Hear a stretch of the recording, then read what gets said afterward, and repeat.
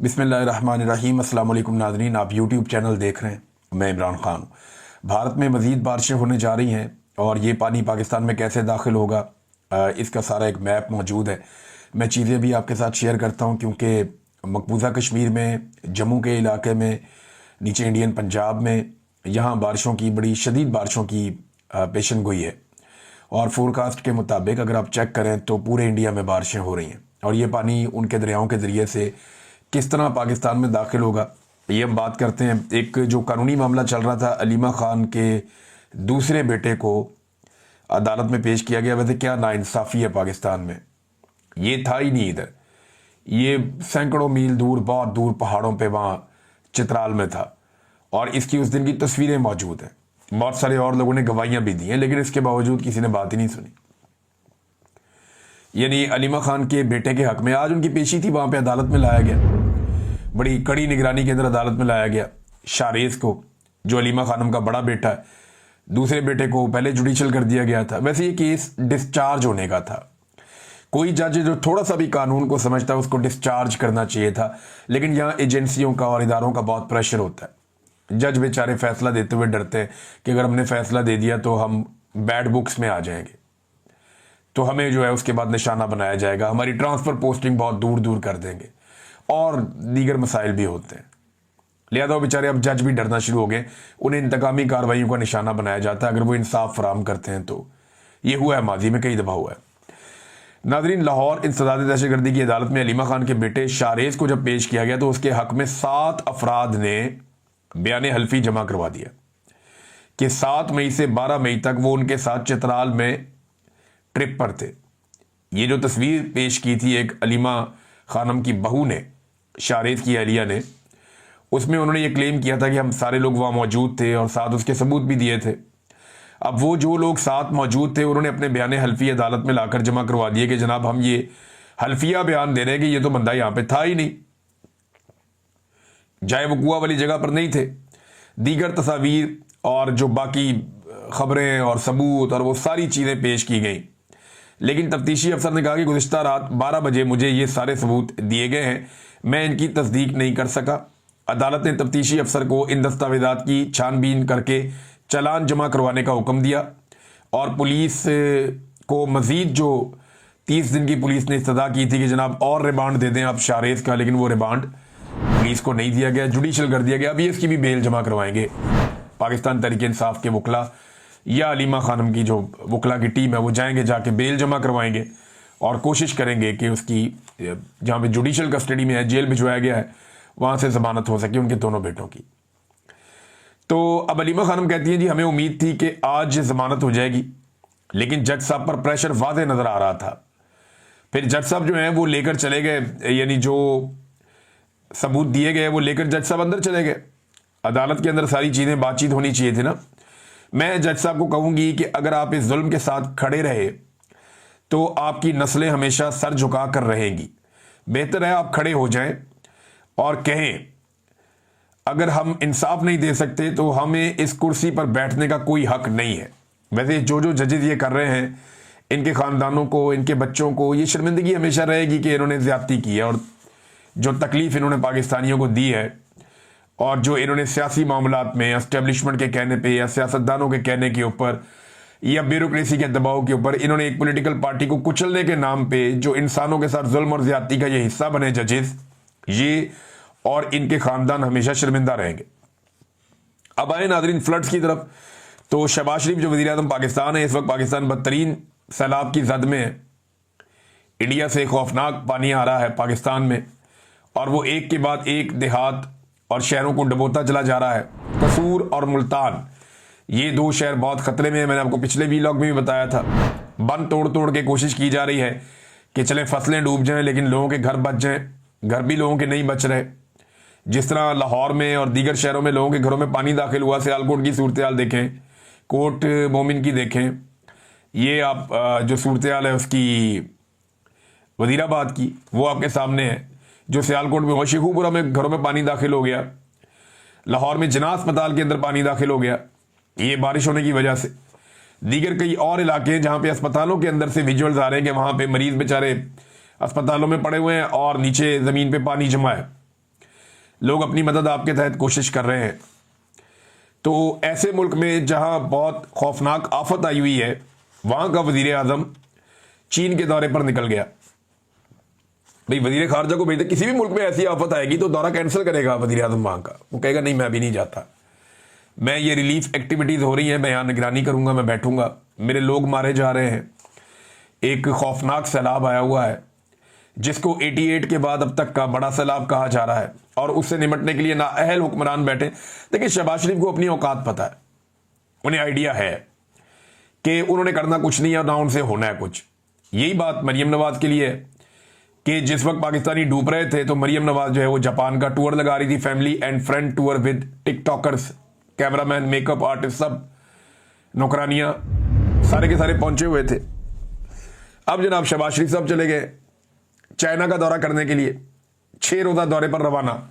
अगली खबर क्या आएगी पहले बताता हूं, क्योंकि मैं इनको बड़ी अच्छी तरह जानता हूं। मैंने आपको पहले बताया था ना कि ये वापस आके हेलीकॉप्टर पे चढ़ेंगे, फिर ये कश्तियों पे चढ़ेंगे, फिर ये अपनी फोटोज लगवाएंगे, फिर ये वीडियोज और टिकटॉक बनवाएंगे, और उसके बाद ये ड्रामेबाजी करेंगे।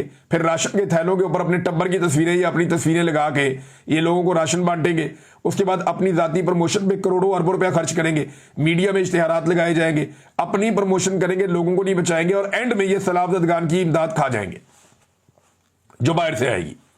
हर दफा ये सलाबतगान की इमदाद खा जाते हैं, और इतना भी खाई है इन्होंने। 2022 की इमदाद कहां लगी लोगों के ऊपर? कोई नहीं लगी। जो पैसा प्लज हुआ था आलमी सतह पे, जिसके बड़े बड़े दावे किए जा रहे थे, वो पैसा तो आवाम पे नहीं लगा। तो अब कोई आपको पैसा क्यों देगा जब आपने पिछली मर्तबा जो पैसा आपको दिया गया था वो अवाम पर लगाकर रिपोर्टें वापस जमा नहीं करवाई? इन्हें लगा कि शायद आइंदा कभी जरूरत ही नहीं पड़ेगी मदद की, या फ्लड आएगा ही नहीं, तो खा जाओ ये पैसा। ये तो आज के अंदर जीते, इन्हें लगता है कि पाकिस्तान छोड़ के भाग जाएंगे, सारा पैसा इन्होंने खा जाना है। जो एशियन डेवलपमेंट बैंक ने पैसा दिया था पाकिस्तान को लगाने के लिए, पाकिस्तान पे, ये मिलियंस ऑफ डॉलर्स थे। तो जो पैसा एशियन डेवलपमेंट बैंक ने दिया था, बजाय वो पैसा पाकिस्तानियों पे खर्च करके रिपोर्ट दी जाती, उस पैसे से यानी उसका एक हिस्सा जो है उससे सामान खरीद के वो रख लिया गया और तुर्की और शाम भिजवा दिया गया बाद में अपने नंबर टांगने के लिए। तो पाकिस्तानियों से ज्यादा इनको दूसरे अधीन है। पाकिस्तानियों को बेयारो मददगार छोड़ दिया, उनके घर भी तामीर नहीं किए, उनको कंपनसेट भी नहीं किया, उन्हें सहूलतें भी नहीं दी, जबकि बाहर अपने ताल्लुकात, और वो भी जाती नौयत के ताल्लुकात बनाने में एक खानदान मसरूफ रहता है। अब करेंगे क्या ये मैं आपको बताता हूं, पहले भी आपको बताया था वही हुआ, अब भी वही करेंगे। अब शहबाज शरीफ के बारे में खबर आएगी थोड़ी देर के बाद, और ये मुमकिन है कि ये खबर आए कि वो कहा जाएगा कि जनाब पाकिस्तान में सैलाब के पेश नजर वजीर आजम अपना दौरा मुख्तसर करके वतन वापस रवाना। तो उसको अब स्पाइडरमैन बनाया जाएगा, हीरो बनाया जाएगा कि जनाब सुपरमैन है, वापस आ रहा है, पानी निकालेगा, ये करेगा, वो करेगा। और भाई जाने की जरूरत क्या है? इस वक्त आप एक बात कर सकते हैं चीन के साथ, उन्हें आप कह सकते हैं कि जी हमारे मुल्क में फ्लड्स आए हुए, सूरत ठीक नहीं है, ये दौरा नहीं बनता, हम बाद में आते हैं, रीस्केड्यूल करते हैं इसको। लेकिन वो चले गए हैं, और ये मुझे पता है कि वो एक आधा दिन पहले आके ना, एक आधा दिन जल्दी आके वो कहेंगे जी वजीर आजम ने कुर्बानी दी है कौम के लिए, और एक दिन पहले आके उन्होंने बड़ा काम किया है, या 2 दिन पहले या 1 दिन पहले दौरा मुख्तसर करके वजीर आजम पाकिस्तान हंगामी तौर पे पाकिस्तान वापस पहुंच गए। पाकिस्तान एयरफोर्स के तैयारे को ना इस खानदान ने चिंची रिक्शा बनाया हुआ है, एक उतरता है दूसरी चढ़ जाती है, वो उतरती है फिर दूसरा चढ़ जाता है। तो चिंची रिक्शा बना के रख दिया पाकिस्तान एयरफोर्स के तैयारे को इन्होंने। ये गरीब मुल्क है, ये तैयारा लेकर अपना टब्बर देके ये पहुंच जाते हैं जहां इनका दिल करता है, और वहां जाके ये अय्याशियां करते हैं। अब एक अजीबोगरीब चीज सामने आई इनकी जानिब से, 2 चीजें हैं। एक वो कहते हैं जी जो लोग गए उन्होंने अपने टिकट खरीदे, तो हसन निसार साहब ने बड़ा ठीक सवाल उठाया कि ये एयरफोर्स कब से अपने टिकट बेचना शुरू हो गई? पाकिस्तान एयरफोर्स जिसने अभी भारतीय तैयारों को धूल चटाई है, उनका बड़ा नाम है, तो क्या उन्होंने कमर्शियल एक्टिविटीज शुरू कर दी है और टिकट बेचना शुरू कर दिए हैं कि टिकट खरीदे थे लोगों ने जो बैठ के इस तैयारे में गए थे? वजीर आजम के मुशीर की हालत देखेंगे नेशनल टेलीविजन पे बैठ के, वो क्या कह रहा है? वो कह रहा है जी देखे ना, इंतजामिया के और हुकूमत के लोग थे 14-15, तो बाकी सीटें तो खाली जानी थी ना, तो जहाज की जो खाली सीटें जानी थी अगर उनमें लोग चले गए तो क्या हुआ? फिटे मुंह ताड़ी सोच दे होते भाई। इस तरह तो पीआईए को भी चाहिए कि जो टिकटें उनकी ना बिके, जो खाली रह जाए, उसमें मुफ्त में लोगों को बिठाएं और बिठा के ले जाए। ये क्या तो अजीब दी है भाई? अगर लोग कम थे आप कमर्शियल तैयारे पे जा सकते थे, आप कोई और परवाज इस्तेमाल कर सकते थे। लेकिन यहां पे क्योंकि अय्याशी इस खानदान की घुट्टी में पड़ी है और ये माले मुफ्त दिले बेरहम, यानी इन्हें ये लगता है कि ये जो कौम का पैसा है इसको जहां मर्जी लुटाया जाए, जहां मर्जी उड़ाया जाए और इन्हें कोई फर्क नहीं पड़ेगा। और हालत इनकी क्या है, ये देखें, 2 तस्वीरें आपको मैं दिखाता हूं। ये 2 तस्वीरें सोशल मीडिया पे बहुत ज्यादा वायरल है और ये तस्वीरें खिंचवाने का मकसद भी शायद यही था कि ये वायरल होनी। एक तस्वीर आप देखें, ये इसमें आपको नजर आएगा अलीम खान और साथ आपको ये 2 सूबाई वजीर, टिकटॉकर हुकूमत की 2 रूहे रवां, ये आप 3 लोगों को देखें। ये सैलाब के पानी को देखकर खुश हो रहे हैं। ये तस्वीर जो है वो अक्कासी कर रही है कि हुक्मरान और अवाम इनमें फासला कितना ज्यादा है, ये एक दूसरे से कितने दूर हैं अवाम और हुक्मरान। हुक्मरान जो है उनका दाव लग गया है, उन्हें मिलिट्री एस्टेब्लिशमेंट ने लाकर जाली हुकूमत दे दी है और अब वो खुश है कि अवाम ने हमें वोट नहीं ना दिया। इनके साथ यही होना चाहिए, इनको डूबना चाहिए। और ये खुशियां इनके चेहरे पे आपको नजर आ रही हैं। तमकनत देखें, खुशी देखें, मुसर्रत देखें इनके चेहरों के ऊपर। और पीछे खड़े हुए जितने लोग हैं उनमें से किसी के चेहरे पे आपको ये वाली फिरौनियत नजर नहीं आएगी। हालांकि वो इनके साथ ही आए हुए हैं, लेकिन बाकी लोगों के चेहरों पे संजीदगी है, लेकिन इनके चेहरों पे जो खुशी है वो दीदनी है, वो आपको दिखाई दे रही है। तो ये तस्वीर मौजूदा रजीम की पूरी पिक्चर पेश करी। आर्मी चीफ को बुलाया, वो फ्लड के मुआयने के लिए गए, उनके लिए भी कारपेट बिछा हुआ था। वजीर कानून साहब गए, उनके लिए भी कारपेट बिछा हुआ था। यानी ये सैलाब के मुतासरीन के लिए भी जहां जा रहे हैं वहां इनको कारपेट बिछा बिछा के इनके इस्तकबालिये दिए जा रहे हैं। ये जनाब सैलाब मुतासरीन की मदद करेंगे। दूसरा, ये एक और तस्वीर देखें आप। ये एक साहब आपको नजर आ रहे हैं, पेंट, टाई, कोट, सर के ऊपर एक टोपी पहनी हुई है जबरदस्त किस्म की, और हाथों में इन्होंने एक ट्रंक उठाया हुआ है। और ये साहब जो हैं ये उस ट्रंक के जरिए से सैलाब मुतासरीन को, उसको उठा के एक बेड़ी के ऊपर से सैलाब मुतासरीन को रेस्क्यू कर रहे हैं। है कोई ड्रामेबाजी इससे बड़ी? ये बंदा कौन है पहले आप ये देख लें। ये मुजफ्फरगढ़ का डीसी है, मुबैना तौर पे जो सोशल मीडिया पे इसके बारे में इतला है, मैं ज़ाती तौर पे इसको नहीं जानता, लेकिन ये मुजफ्फरगढ़ का डीसी है।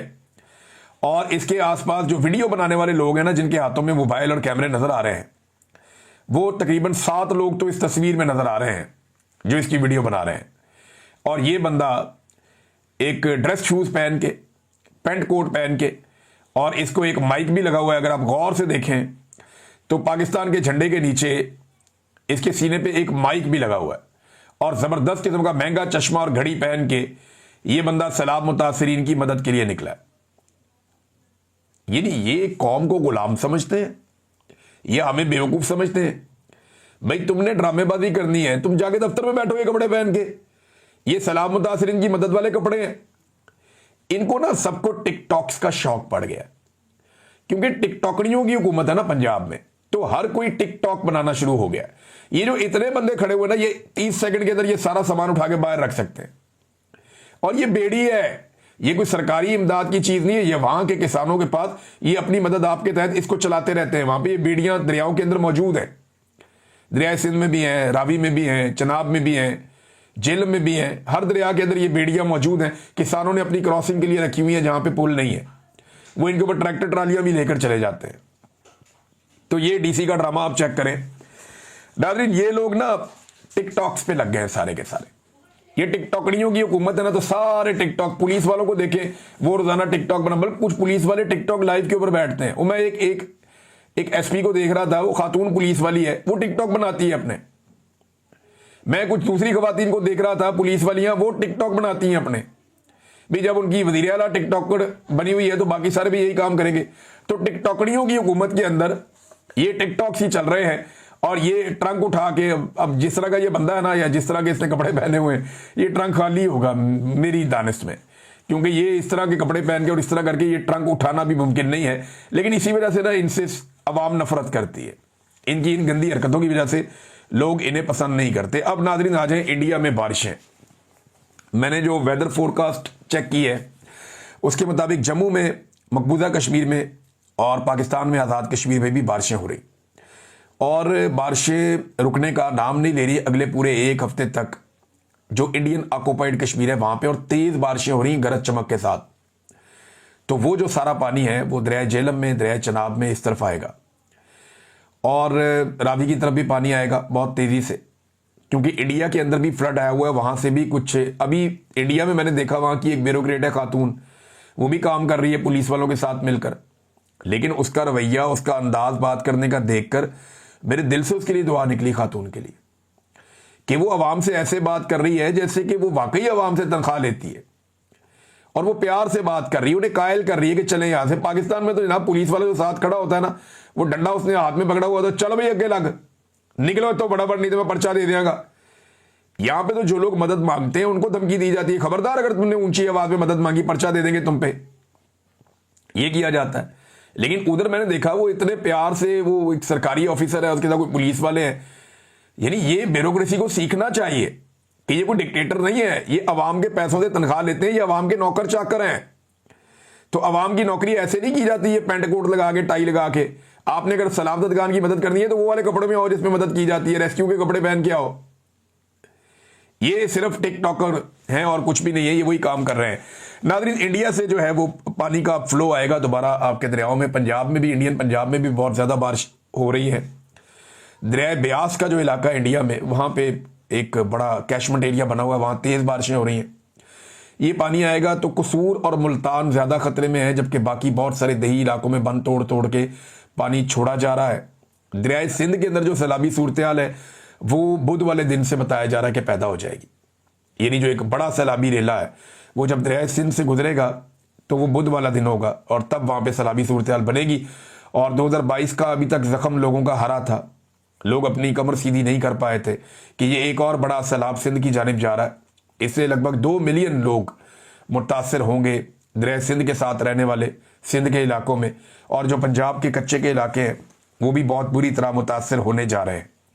ये नाज़रीन इस वक्त पानी की सूरत हाल है जो अभी नहीं रुक रही, और आने वाले चंद दिनों तक ये सूरत हाल बरकरार रहेगी। जो वेदर फोरकास्ट है वो तो ये कह रही है।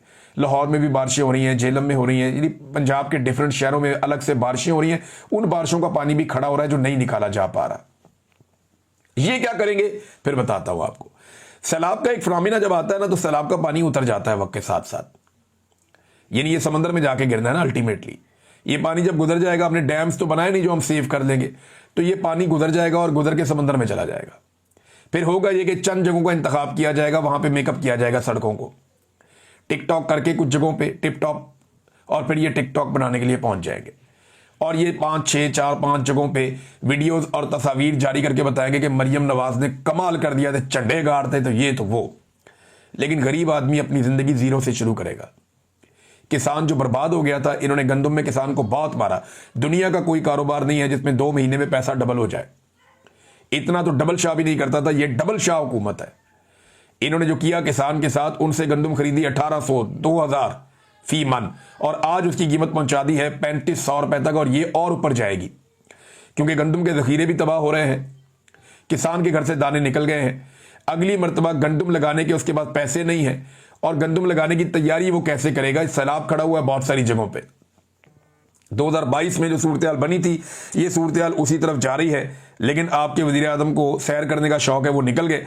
ओकाड़ा सैयद वाला, वहां पे बहुत नुकसान हुआ है, इंफ्रास्ट्रक्चर का बहुत बड़ा नुकसान हो रहा है पाकिस्तान में, और इस नुकसान से बचने के लिए पूरी रियासती इंतजामिया को और मशीनरी को काम करना पड़ेगा। और मैं एक चीज आपको और क्लियर कर दूं कि अगर हुकूमत इमरान खान की भी होती या कोई बहुत ही शानदार एडमिनिस्ट्रेटर कोई और होता, उसकी भी हुकूमत होती, हालांकि इमरान खान ने कोरोना से लड़ाई लड़ी थी, वो इससे बहुत बड़ी मुसीबत थी, लेकिन वो भी इसको काबू नहीं कर सकते थे। कुदरती आफत बहुत बड़ी है, पाकिस्तानियों को अपना रोल प्ले करना पड़ेगा।